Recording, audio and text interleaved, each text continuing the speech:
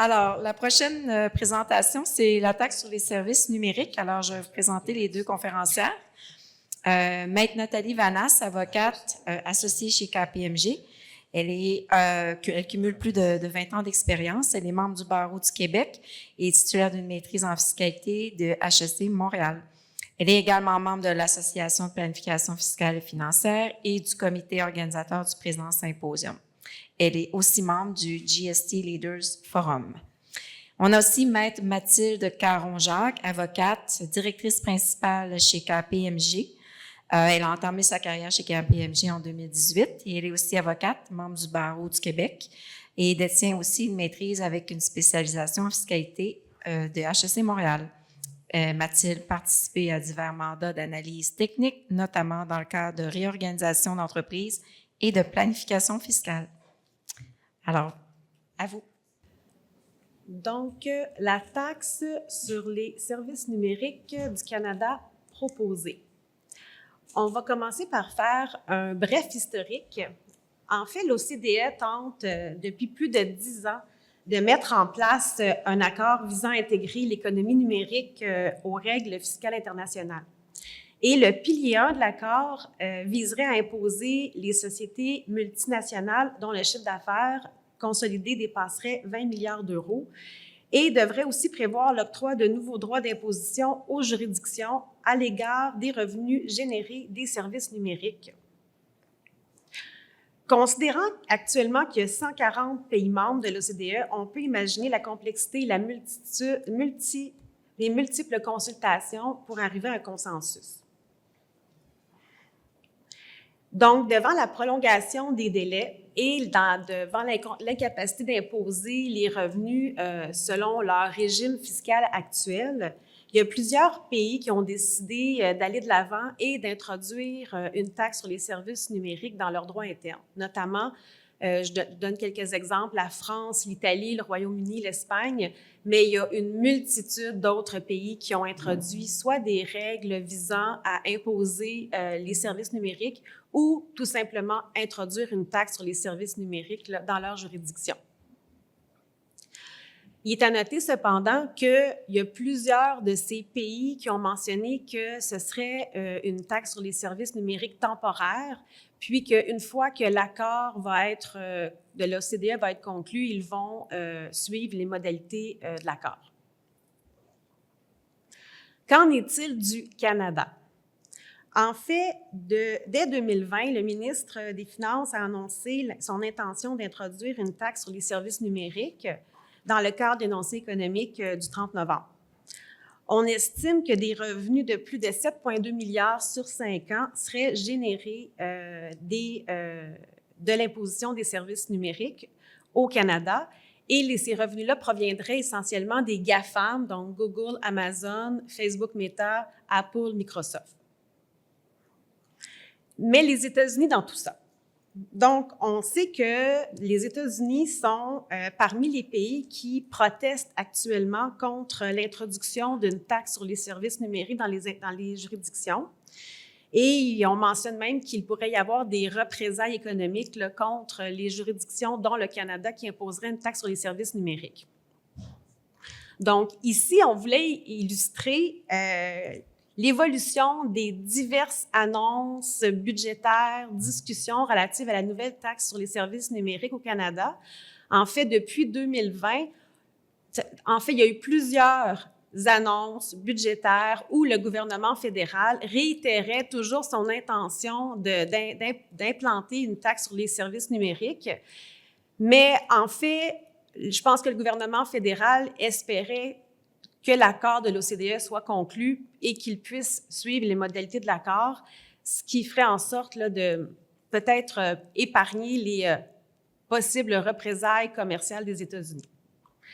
Par contre, considérant les pressions budgétaires et politiques, on pense que le gouvernement fédéral n'a pas d'autre choix que d'aller de l'avant. Et en fait, dès l'automne dernier, on a eu de façon plus concrète un avant-projet de loi avec une annonce plus sérieuse là, que le gouvernement veut aller de l'avant avec l'introduction de la taxe sur les services numériques.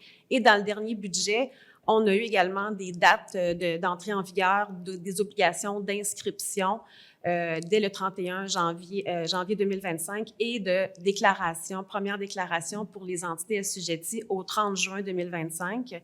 Présentement, l'avant-projet de loi est en 3e lecture, donc c'est pertinent en date d'aujourd'hui qu'on commence à s'intéresser au cadre de la nouvelle taxe sur les services numériques au Canada. Notre présentation sera séparée en 4 grandes sections représentant chacun les éléments clés de la loi sur la taxe sur les services numériques. En premier lieu, nous discuterons des seuils. En effet, les sociétés qui pourraient atteindre 2 seuils spécifiques seront soumis à la TSN de 3 %.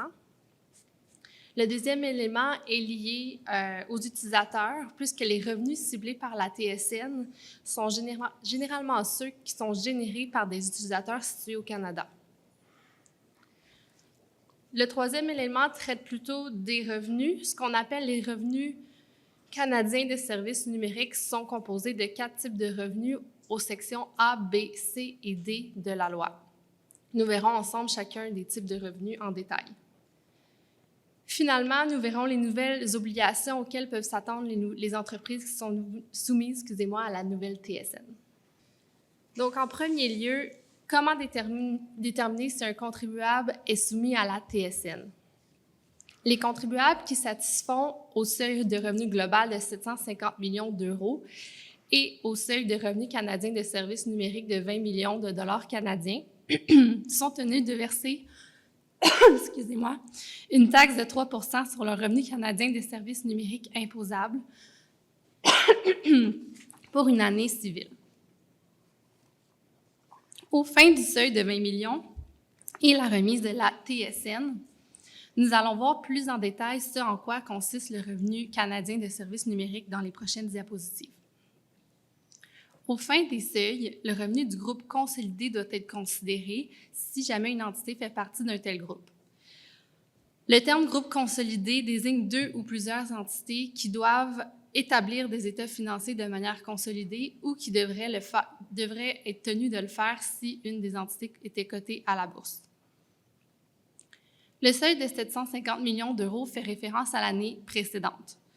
Un contribuable satisfait à ce seuil s'il rencontre notamment l'une des 2 conditions suivantes, soit que le contribuable avait un revenu total d'au moins 750 millions d'euros pour son exercice financier qui se termine dans l'année civile précédente, ou si jamais le contribuable fait partie d'un groupe consolidé, le groupe avait un revenu total consolidé d'au moins 750 millions d'euros pour un exercice financier du groupe qui se termine dans l'année civile précédente. Si jamais on a un exercice qui compte moins de 365 jours, on calculerait les 750 millions d'euros au prorata.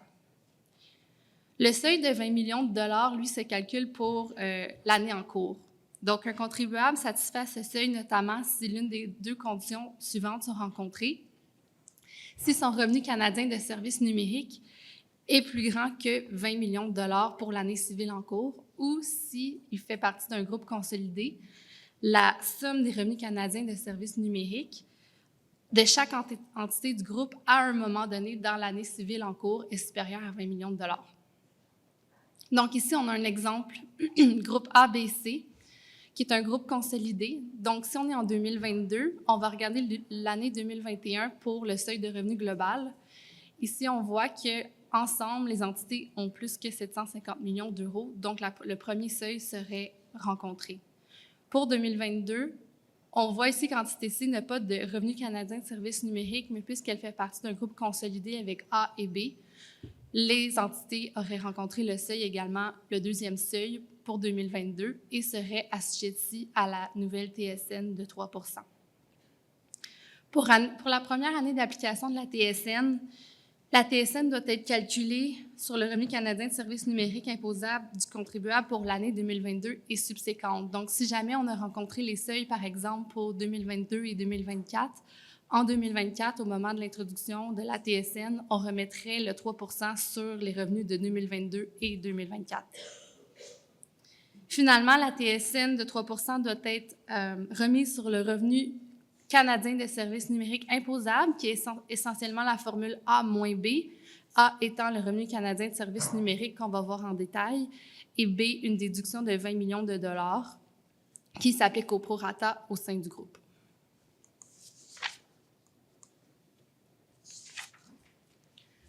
L'emplacement de l'utilisateur est un concept clé afin d'être en mesure de déterminer le revenu canadien de services numériques. En effet, la taxe sur les services numériques va s'appliquer à ces revenus spécifiques pour lesquels les utilisateurs situés au Canada vont porter la valeur. Un utilisateur est un particulier ou une entité qui interagit avec une interface numérique. Par contre, ça va exclure la personne elle-même qui opère l'interface numérique. Si une entité opère l'interface numérique, une entité du groupe consolidé va aussi être exclue. Et finalement, un employé d'un particulier ou d'une entité qui opère l'interface numérique et qui agit dans le cadre des activités de l'entreprise. Si jamais un particulier agit dans le cadre des activités d'une entreprise, c'est l'entité qui est considérée comme étant l'utilisateur et non pas le particulier. Donc, pour 2 employés et plus, finalement, on aurait un seul utilisateur qui est finalement l'entité pour laquelle l'employé travaille. Afin de déterminer si on est en présence d'un utilisateur situé au Canada ou d'un utilisateur situé à l'extérieur du Canada, on doit se référer aux données d'utilisateur.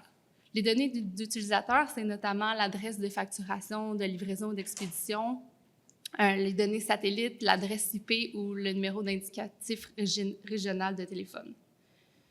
Pour le revenu des services de publicité en ligne et le revenu de données d'utilisateurs, dont les calculs sont fondés sur l'emplacement réel des utilisateurs, l'emplacement d'un utilisateur au moment précis est recherché. Par exemple, le téléphone d'un utilisateur pourrait afficher une publicité pour un restaurant quand l'utilisateur se trouve à proximité du restaurant selon les données satellites. Le revenu provenant de la facilitation de cette publicité serait fondé sur l'emplacement en temps réel de l'utilisateur. Pour un revenu autre, l'emplacement habituel de l'utilisateur est recherché et non pas particulièrement à un moment précis, donc on pourra se fier aux données que j'ai mentionnées plus tôt. Par exemple, une publicité en ligne sur un site web pour des utilisateurs qui s'intéressent au golf, puisque le ciblage n'est pas fondé sur l'emplacement, mais plutôt sur un algorithme selon les intérêts de l'utilisateur, on va se référer aux données obtenues dans le cadre normal de notre entreprise.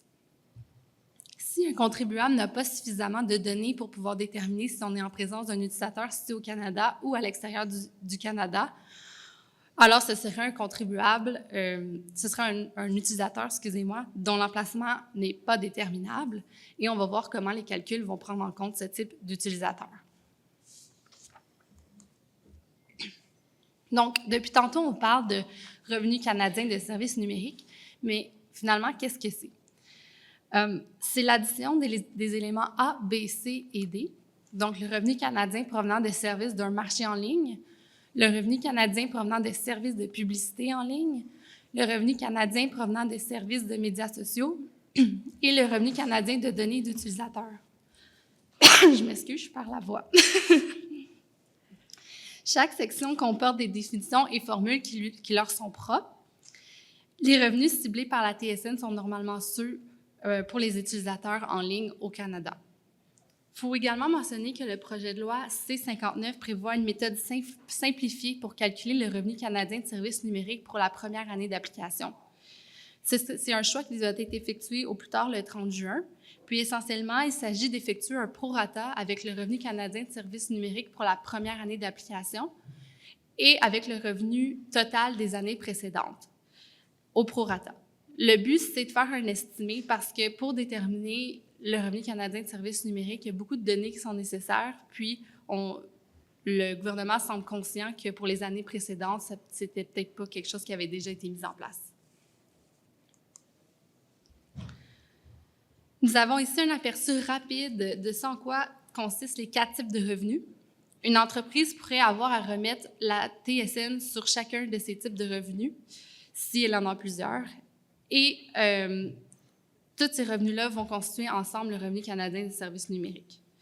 Nous verrons qu'il s'agit d'une analyse en 2 temps, la première étant de déterminer si on a un de ces types de revenus-là, et dans l'affirmative, de déterminer le revenu canadien provenant de l'un de ces 4 revenus selon les utilisateurs au Canada, notamment, et les formules déterminées par la loi. Bon, on va commencer avec l'élément A, revenu canadien provenant de services de marché en ligne. Dans un premier temps, on doit se fier à la définition du projet de loi qui définit qu'est-ce qu'on entend par un marché en ligne.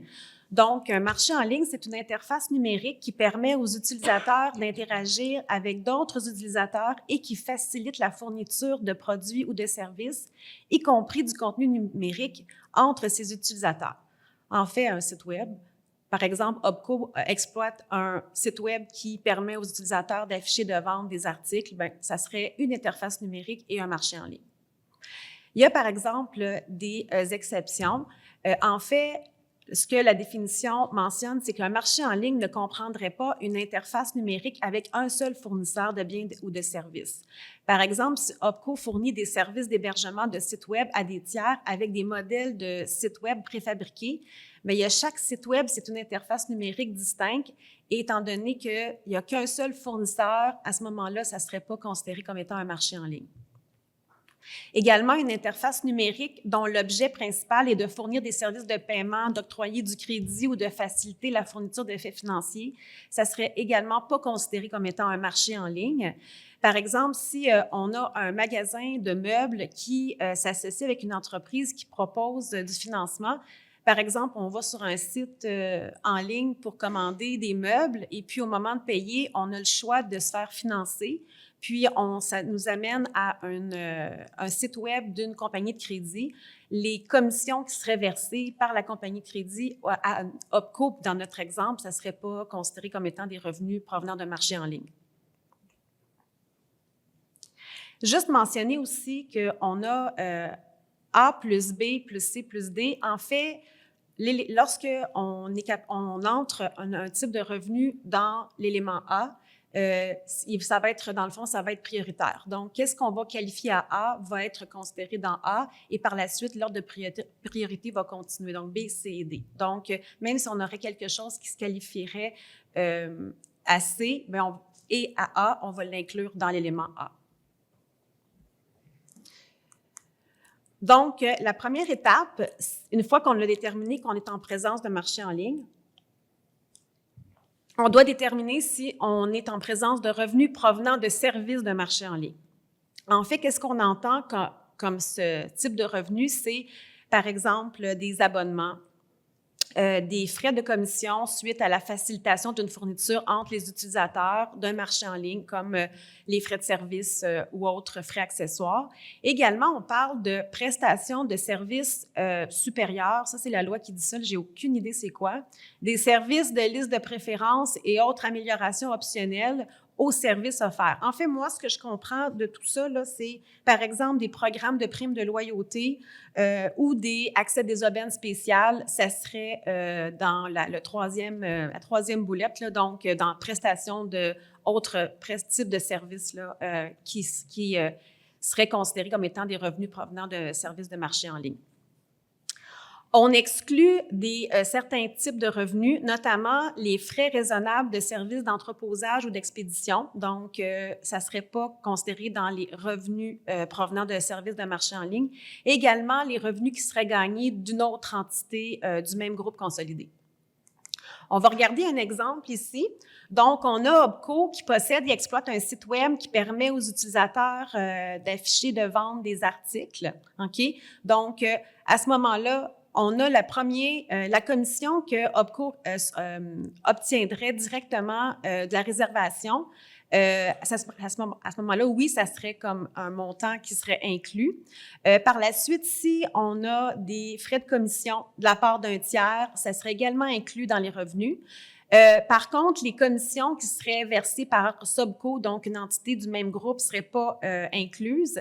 On parle aussi de les ventes à partir de l'inventaire d'OPCO. En fait, il faut mentionner que si on a la définition d'utilisateur que Mathilde parlait, On mentionne que les ventes directement, ses propres ventes d'inventaire, ça ne fait pas partie du calcul de revenus provenant de services en ligne.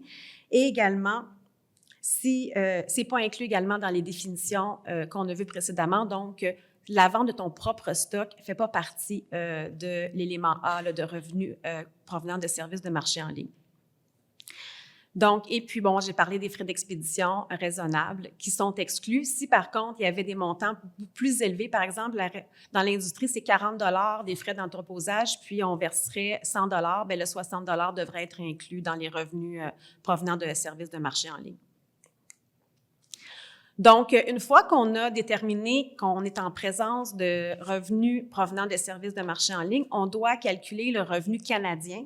Donc, habituellement, c'est les revenus associés à des utilisateurs canadiens. Donc, qui se rapportent, donc, l'élément A et B, c'est les revenus opérationnels. Donc, les revenus exécutés, des services qui sont exécutés et reçus physiquement au Canada. Des revenus relativement à des immeubles situés au Canada ou en ce qui concerne des biens normalement situés au Canada et situés au Canada au moment de l'exécution des services. Donc, on parle d'applications comme, par exemple, des services de covoiturage, là, Uber, des sites de réservation d'hôtels et livraison de repas, notamment, là, des applications de réservation de repas, ça serait dans l'élément A. Ensuite, l'élément B, c'est une fourniture qui serait comme accessoire à l'élément A. Donc, souvent, ça pourrait être d'autres types de frais de commission. Puis, à ce moment-là, la formule qu'on doit utiliser pour déterminer le revenu de B serait D fois E sur 2. En fait, D, c'est le revenu gagné de commission, fois E. E, c'est le nombre de parties qui sont situées au Canada. Donc, il y a toujours un acheteur, un fournisseur. Donc, si les deux parties sont au Canada, bien, le montant total du revenu va être considéré dans l'élément B. Et si, par exemple, une seule des deux parties est au Canada, ça va être la moitié du revenu qui va être considéré dans l'élément B. Par la suite, il y a aussi l'élément C. L'élément C, c'est les revenus non opérationnels, donc qui ne se rapportent pas à une fourniture donnée. On parle souvent, par exemple, des frais d'abonnement pour l'utilisation d'un site web, donc d'un marché en ligne. Donc, à ce moment-là, ça serait assez qu'on inclurait ces revenus-là. Donc, on a ici un exemple. On a toujours notre OPCO qui exploite un site qui permet aux utilisateurs d'entrer en contact avec des entreprises pour réserver des logements. Donc on a un utilisateur qui est au Canada, qui est en Colombie-Britannique, qui réserve une chambre d'hôtel par l'intermédiaire du marché en ligne d'OPCO. Donc, qu'est-ce qui serait inclus dans l'élément A? Ça serait les revenus gagnés directement de la réservation de l'hôtel via la plateforme. Et par la suite, si on a le propriétaire d'un hôtel qui verse aussi une commission additionnelle à OPCO, ça rentrerait à ce moment-là dans l'élément B. Puis, il faudrait à ce moment-là appliquer la formule qu'on a vue, donc D fois E sur 2. Puis, dans cet exemple-là, étant donné que le propriétaire de l'hôtel est à l'extérieur du Canada, bien, la moitié et que l'utilisateur est au Canada, bien, la moitié du revenu de commission serait inclus à l'élément B. Par la suite, on a l'élément C. En fait, je ne l'ai pas mentionné tout à l'heure, mais l'élément C aussi, il faut qu'il soit calculé en vertu d'une formule. Là. Je vais vous le montrer ici. En fait, c'est F fois G sur H. Donc, lorsque ça se rapporte à une fourniture basée sur le nombre total d'utilisateurs dans un lieu déterminable. Okay? Donc, ici, dans notre exemple, on a des frais d'abonnement qui sont payés. Puis, en fait, le revenu qui serait F serait déterminé sur le nombre d'opérations d'utilisateurs canadiens sur le nombre d'opérations totales qui serait déterminable. À ce moment-là, on aurait la formule pour pouvoir déterminer l'élément C de notre revenu canadien provenant de services de marché en ligne. Donc, on passe à l'élément B. Donc, l'élément B, c'est les revenus canadiens provenant de services de publicité en ligne. En fait, donc, dans un premier temps, il faut déterminer qu'est-ce qu'on entend par revenus provenant de services de publicité. Donc, habituellement, ça va être considéré les revenus provenant de la facilitation par le biais d'une interface numérique de placement d'une publicité en ligne ciblée. Par exemple, on parle de recettes provenant d'intermédiaires en technologie publicitaire. Revenus provenant de la fourniture d'un espace numérique pour une publicité en ligne ciblée. Donc, ça, c'est quelque chose que je comprends plus, là. Donc, le propriétaire d'un site web autorise l'affichage d'annonces ciblées sur son site. Donc, si par exemple, j'ai un moteur de recherche que j'utilise et puis que lorsque j'utilise un moteur de recherche, dans mes résultats, il y a des publicités qui apparaissent, bien, le moteur de recherche reçoit des revenus. À ce moment-là, bien, ça serait des revenus provenant de services de publicité en ligne. On mentionne toutefois que c'est seulement les publicités en ligne ciblées. Donc, ce qu'on définit comme étant ciblage, ça serait lorsqu'on utilise des données d'utilisateurs au niveau des données démographiques, géographiques, en fonction de l'intérêt des utilisateurs, en fonction de leur historique d'achat. Donc, il faut vraiment qu'on soit en présence de publicité ciblée pour faire partie, dans le fond, des revenus provenant des services de publicité en ligne. Donc, je vous donne un exemple. Par exemple, on a le propriétaire d'un site web qui, par exemple, il va gagner 1 sou à chaque fois qu'il y a une publicité qui va être affichée à des utilisateurs canadiens. Donc, si, par exemple, il y a 100 000 utilisateurs au Canada qui regardent la publicité, bien, il gagnerait 100 $. Donc, il y a des exclusions aux revenus provenant de services de publicité en ligne. Donc, en fait, comme j'ai mentionné tantôt, si on a déjà inclus les revenus à A, on ne les inclura pas à B. Et également, si c'est des revenus qui sont gagnés d'une autre entité du groupe, également, ça ne serait pas inclus. Également, on veut éviter de taxer les revenus en cascade. Donc, on va vraiment taxer le revenu net parce que souvent, dans le cadre de contrats de publicité, il va y avoir plusieurs intermédiaires. Donc, on va gagner un revenu, mais ça va être aussi pour en payer d'autres joueurs du contrat de publicité. Donc, à ce moment-là, c'est vraiment le revenu net là, qui va être inclus dans le revenu du contribuable en question. Donc, on a un exemple ici. Donc, OPCO possède un site web, encore là, qui permet d'entrer en contact avec des entreprises pour réserver des logements de courte durée. Puis, en plus d'avoir les revenus qu'on a regardés tout à l'heure, il y a un spécialiste en marketing qui paie pour à chaque nombre de clics effectués par des utilisateurs. À ce moment-là, il y a des revenus qui sont gagnés. À ce moment-là, dans la mesure où ça n'a pas déjà été inclus à A, ça serait considéré comme étant un revenu qu'on doit inclure à l'élément B. Donc, comme pour l'élément A, on doit ensuite déterminer quel montant on doit attribuer aux revenus canadiens, donc aux utilisateurs canadiens. Donc, c'est encore là une formule A plus B.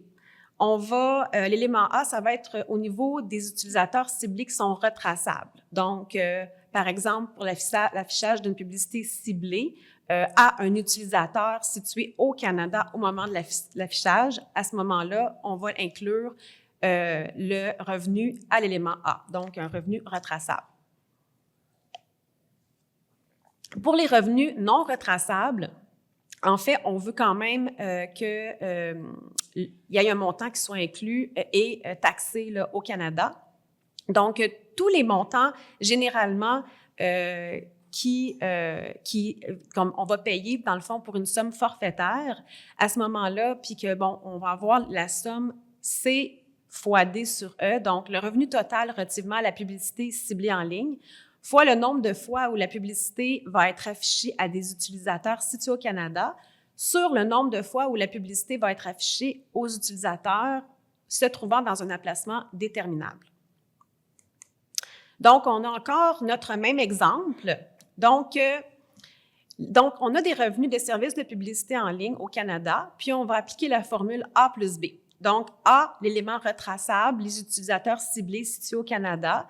ça serait, par exemple, le spécialiste marketing de tout à l'heure là, qui verse des revenus à chaque fois qu'il y a un nombre de clics d'utilisateurs canadiens. Donc, on est capable là, vraiment de l'attribuer à A.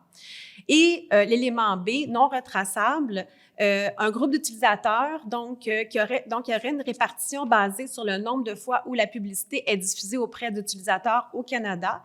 Donc, si par exemple, OPCO reçoit 100 000 $ pour une publicité diffusée auprès de 1 million d'utilisateurs, et de ce 1 million, il y aurait 400 000 utilisateurs situés au Canada et 2 000 qui se retrouvaient dans des emplacements inconnus.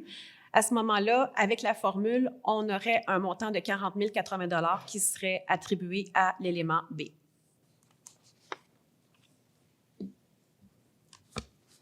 Donc, maintenant, l'élément C, le revenu canadien provenant de services de médias sociaux. Donc, le terme plateforme de médias sociaux est défini dans la loi comme étant une interface numérique dont l'objet principal est de permettre aux utilisateurs de trouver et d'interagir avec d'autres utilisateurs ou avec du contenu généré par d'autres utilisateurs. Le revenu provenant de services de médias sociaux est tout revenu gagné par le contribuable relativement à la plateforme et inclut le revenu qui provient de la fourniture d'accès à la plateforme, comme par exemple un abonnement et des frais de paiement par utilisation.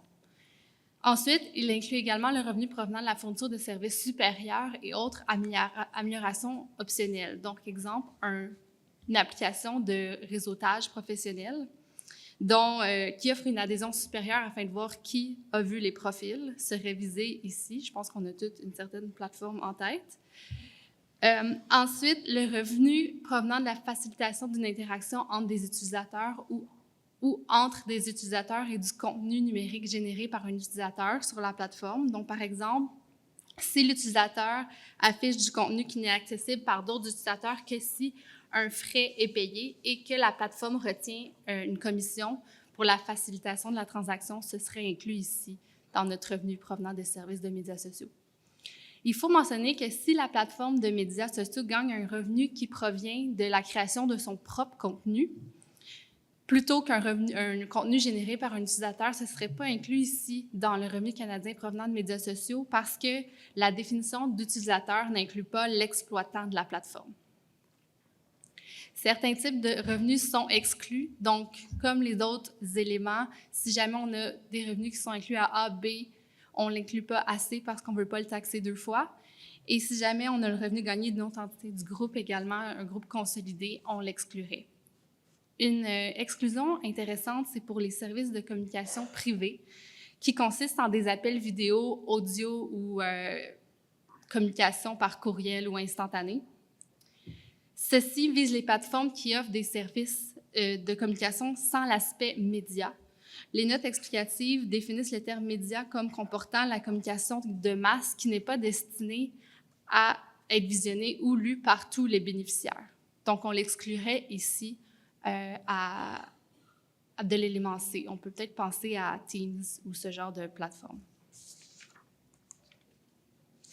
Donc, ici, on a OPCO qui exploite un site web qui permet aux utilisateurs de créer des profils, de téléverser des vidéos et d'autres contenus générés par les utilisateurs et de partager du contenu avec des abonnés.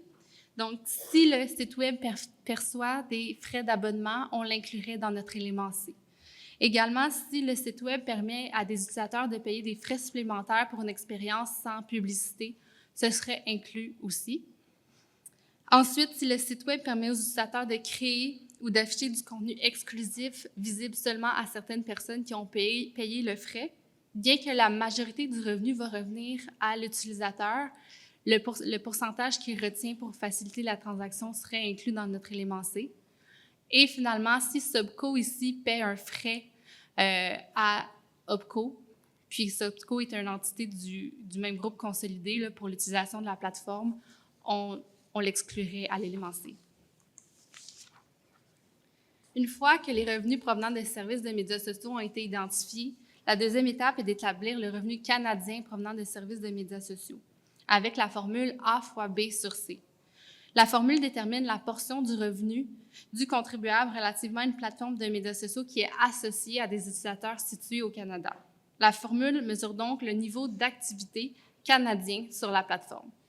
Donc, A, ici, ce serait le revenu total provenant de services de médias sociaux qu'on vient juste de déterminer. B, le nombre de comptes de médias sociaux auxquels accèdent des utilisateurs situés au Canada. Et C, le nombre de comptes de médias sociaux auxquels accèdent des utilisateurs dont l'emplacement est déterminable. Si jamais il y a une entreprise qui a plusieurs plateformes, on appliquerait cette formule-là le nombre de plateformes détenues par la société. Donc ici, si on reprend notre exemple où OPCO exploite un site web, OPCO gagne un revenu total provenant des services de médias sociaux durant l'année de 200 000 $. Il y a 2 millions de comptes, dont 200 000 utilisateurs sont situés au Canada et 4 000 utilisateurs ont un emplacement inconnu. On n'a pas assez de données finalement pour déterminer où ils sont situés.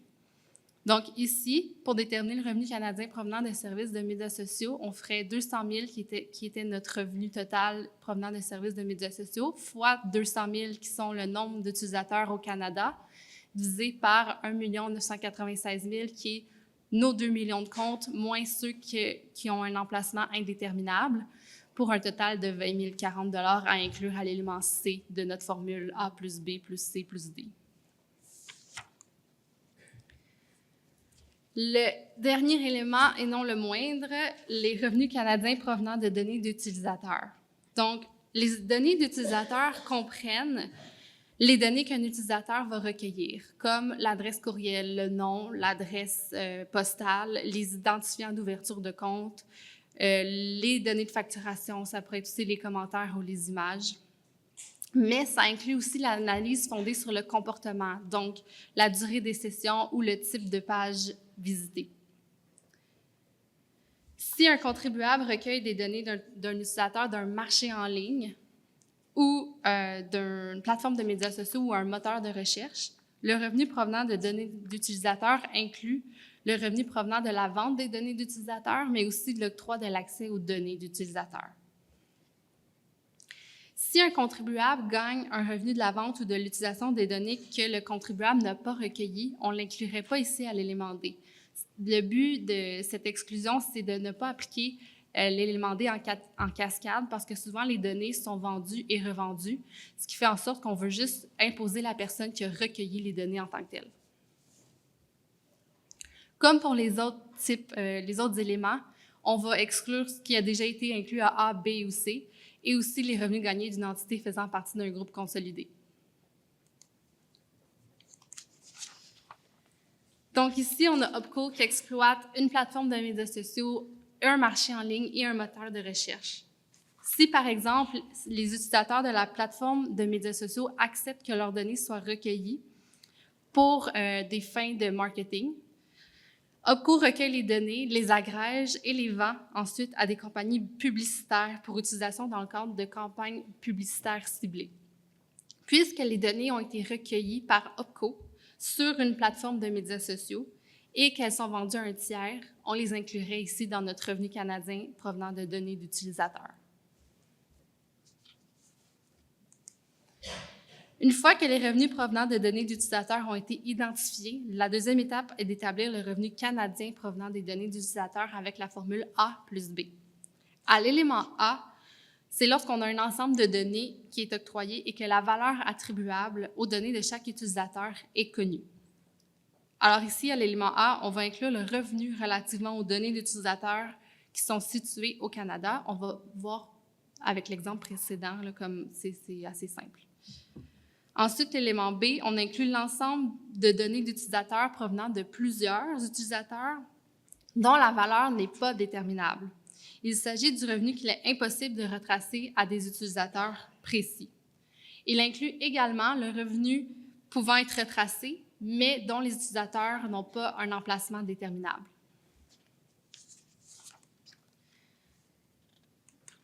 Il y a une formule pour être en mesure de calculer la portion qui est associée à des utilisateurs canadiens. Donc, on a C fois D fois E.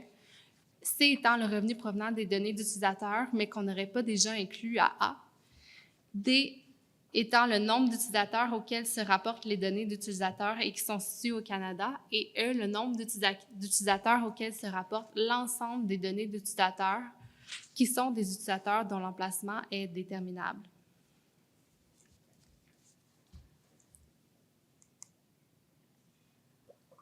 Donc, pour notre dernier exemple, si on reprend notre exemple où OPCO a une plateforme de médias sociaux, un marché en ligne et un moteur de recherche. Donc, ici, OPCO vend des données d'utilisateurs auprès de sa plateforme de médias sociaux pour 20 sous par utilisateur. Elle vend un ensemble de données d'utilisateurs de 200 000 utilisateurs. 2 000 sont des utilisateurs situés au Canada et 200 000 sont des utilisateurs dont l'emplacement est déterminable. Donc, dans notre formule A plus B, à A ici, on aurait 20 sous, qui est le montant payé pour chaque utilisateur, fois 2000, qui est notre nombre d'utilisateurs situés au Canada, qui est 400 $ pour l'élément A, qui est notre revenu déterminable.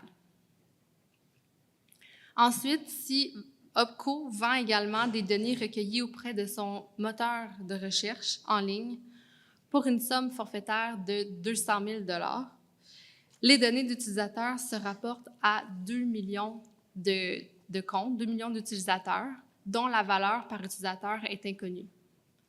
300 000 utilisateurs sont considérés comme des utilisateurs situés au Canada et 1 500 000 d'utilisateurs sont considérés comme des utilisateurs dont l'emplacement n'est pas déterminable. Dont l'emplacement est déterminable, excusez-moi. Ici, à l'élément B, on aurait la formule C fois D divisé par E. Ou C, on aurait le montant forfaitaire de 200 000 $ pour les données qu'on a revendues, fois 300 000, qui est notre nombre d'utilisateurs situés au Canada, divisé en 1 500 000, qui est les utilisateurs dont l'emplacement est déterminable, pour un total de 40 000 $. Donc, en additionnant A plus B, on aurait 400 $ plus 40 000 $ qui représenterait finalement le revenu canadien provenant de données d'utilisateurs. Donc, en terminant, on vient de voir un peu le cadre le cadre législatif de la proposée de la prochaine taxe sur les services numériques au Canada. En fait, on est rendu presque début juin et si tout se passe comme prévu, il va y avoir des obligations d'inscription dès le début de l'année 2025. Donc, en fait, comment les entreprises doivent se préparer? Donc, comme on a vu, c'est sûr que les entreprises doivent, dans un premier temps, déterminer s'ils sont assujettis. Donc, déterminer les seuils et par la suite aussi qualifier leur type de revenus et les revenus qui vont être assujettis, là, les revenus canadiens imposables. En fait, documenter les sources de revenus, je ne sais pas si vous avez vu, là, mais nous, on trouve, c'est quand même assez complexe, là. C'est des qualifications complexes. Et par la suite, il ne va pas juste qualifier les revenus, il va falloir aussi documenter les sources de revenus et préparer aussi l'accès aux données à des fins de vérification. Donc, tout ça, nous, on pense étant donné que c'est vraiment nouveau, il va y avoir plusieurs consultations puis demandes d'interprétation là, de comment déterminer ces montants-là de revenus qui vont entrer dans le calcul pour qu'on puisse appliquer la taxe de 3 %. Donc, présentement, comme je l'ai mentionné au début, la date limite d'inscription pour les entreprises assujetties, c'est pour l'année 2024 et également pour les 2 années 2022-2023, c'est au plus tard le 31 janvier 2025. En fait, peut-être qu'il va y avoir des précisions sur le taux de taxe, peut-être qu'il va y avoir un taux différent pour les 2 premières années, on ne le sait pas, on va voir les prochaines dispositions là, du règlement et peut-être des modifications législatives. Au niveau de la conformité, bon, comme j'ai mentionné, première déclaration, premier paiement au plus tard le 30 juin. Et il va y avoir une possibilité, dans le fond, de désigner une entité pour produire la déclaration au nom du groupe. Et il faut mentionner aussi que ça va être une responsabilité conjointe et solidaire. Encore là, comme je l'ai mentionné dès le début, bon, c'est sûr qu'il y a comme c'est toujours proposé, on avance tranquillement. Il n'y a pas de raison de penser que ça ne sera pas sanctionné, mais on ne sait jamais. Mais je pense que rendu à ce temps-ci de l'année, c'est important de faire le tour et de savoir au moins de quoi qu'on parle là, quand on parle de la taxe sur les services numériques canadiens. Merci.